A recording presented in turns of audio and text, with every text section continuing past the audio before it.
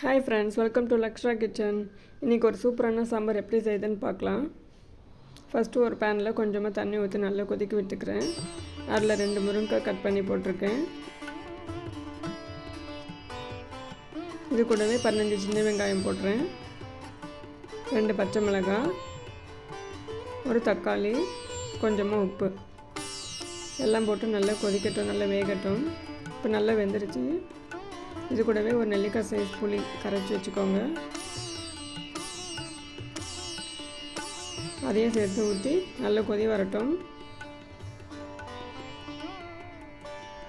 இதில் 1/4 ஸ்பூன் மஞ்சள்தூள், 2 ஸ்பூன் மிளகாய் பொடி, இல்லை 3 ஸ்பூன் சாம்பார் பொடி,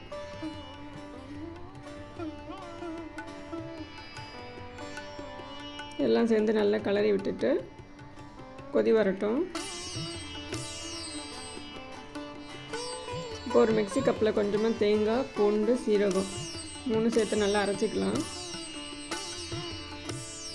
நல்லா அரைச்சி ஊற்றியாச்சு. இப்போ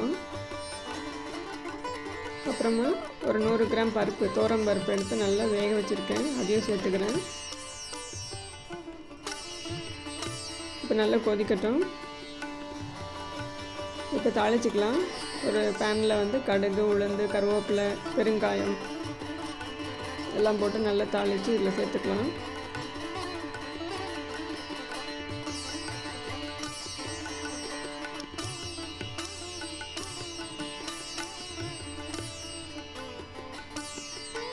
இந்த சாம்பார் இட்லி, தோசை, ரைஸ் எல்லாத்துக்கும் நல்லாயிருக்கும். லாஸ்ட்டாக கொத்தமல்லி தழை போட்டு இறக்கிக்கலாம். இப்போ சூப்பரான சாம்பார் ரெடி. நீங்களும் இதை செஞ்சு பார்த்து எப்படி இருக்குன்னு சொல்லுங்கள்.